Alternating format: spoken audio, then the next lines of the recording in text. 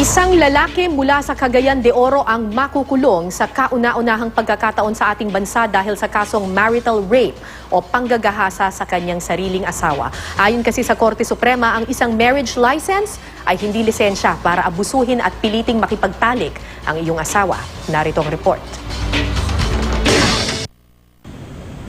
Sa desisyon ng Korte Suprema, reclusion perpetua ang ipinataw na parusa sa isang lalaki mula Cagayan de Oro dahil sa pagpuwersa niya sa kanyang asawa na makipagtalik sa kanya. Saksi sa insidente ang dalawa nilang anak. Sa desisyon ng Korte Suprema, nakasaad na ang marriage license o lisensya sa kasal ay hindi lisensya para abusuhin at piliting makipagtalik ang iyong asawa. Ikinatuwa ng Gabriel ang desisyon ng Korte Suprema. Magbibigay daw ito ng lakas ng loob sa iba pang biktima ng marital rape. Halimbawa, yung sex.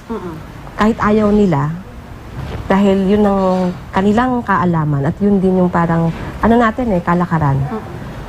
Obligado. Kahit ayaw mo, kahit pagod ka, kahit hindi mo gusto. Kasi asawa ka. Dahil asawa ka lang.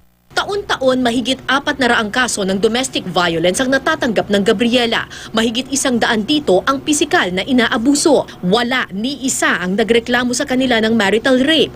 Pero nang suriin ng maigi ang bawat kaso, nalamang karamihan sa mga asawang binubugbog, nakakaranas din ng marital rape. Pag pinalalim mo ang counseling sa kanila, doon lang nila marirealize na yung ginawa sa kanila ay hindi lang emotional abuse. Halimbawa, yung pipilitin. No? Yun pala ay rape. Ayon sa Public Attorney's Office, kumpara sa mga karaniwang rape cases, mas hirap silang patunayan ng marital rape. Hindi kasi sapat ang ebidensya ng lacerations lamang.